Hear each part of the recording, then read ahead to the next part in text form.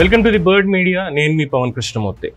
నేను మీడియాలోకి వచ్చిన తర్వాత అనేక సంస్థల్లో పనిచేశాను. పనిచేసినప్పుడల్లా కూడా అనేక సార్లు ఈ కామెంట్ని ఎక్కువగా చూడడం జరిగింది. ఆపరేషన్ కాదు, రీకాల్. ఎస్, మనం పెట్టుకోవచ్చు, ఆపరేషన్ రీకాల్ అని చెప్పి మనం పెట్టుకోవచ్చు, తప్పే లేదు. ఎందుకంటే ఒక ప్రజాప్రతినిధి మనం ఎన్నుకున్న తర్వాత మన పనితీరుకి ఏదైతే మనం అనుకుంటున్నామో ఆ పనితీరు అంచనాలను అందుకోలేకపోతే ఖచ్చితంగా ఆ ప్రజాప్రతినిధిని మనం వెనక్కి పిలవచ్చు. ఇలాంటిది ఒక చట్టం రావాలి అనేటువంటిది, ఆపరేషన్ రీకాల్ అనేది ఆ చట్టం రావాలి. ఎందుకంటే విదేశాల్లో ఉంది. మేము ఒక ప్రజాప్రతినిధిని ఎన్నుకున్నాము, పార్లమెంట్కి పంపించాము, బట్ ఆయన పనితీరు ఏమాత్రం బాలేదు, సో మాకు ఆ ప్రతినిధి వద్దు అని చెప్పి ప్రజలు నిర్ణయించుకునే అధికారం కొన్ని చోట్ల ఉంది.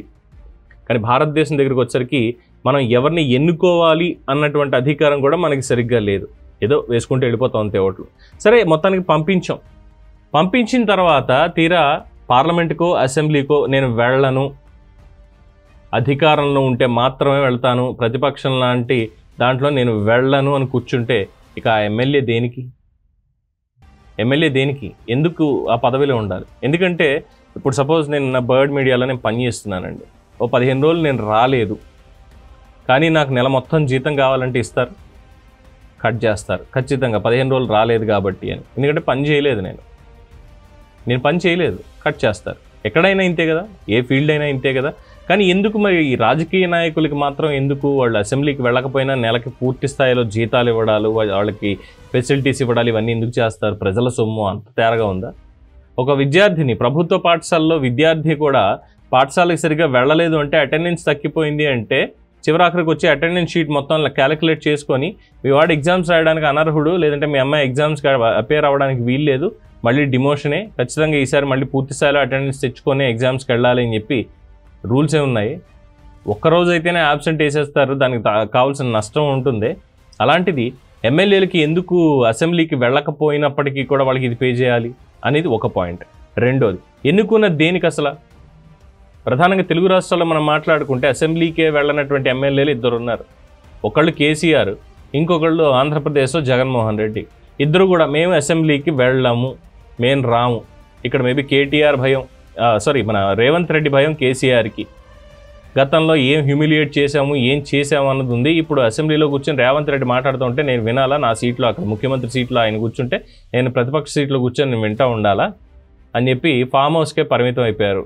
సరే, హెల్త్ ఇష్యూస్ ఉన్నాయా లేదనేది ఇంకొకటి.